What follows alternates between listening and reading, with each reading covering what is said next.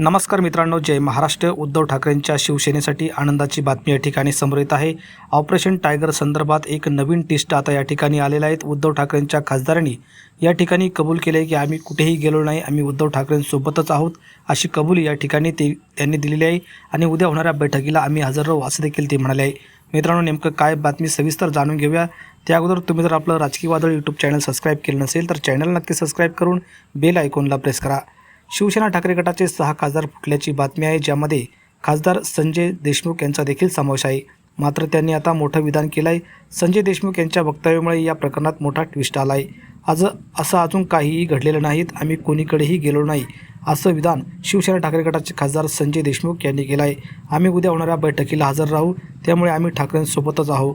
तर दुसरीकडे असंच विधान संजय दिना पाटील यांनी देखील केलं आहे। दरम्यान यामुळे आता पुन्हा एकदा संभ्रम निर्माण झाला आहे। या सर्व पार्श्वभूमीवर आता मातोश्रीवर देखील घडामोडींना वेग आला असून या संदर्भात आता गुरुवारी सर्व चित्र स्पष्ट होईल अशी शक्यता आहे।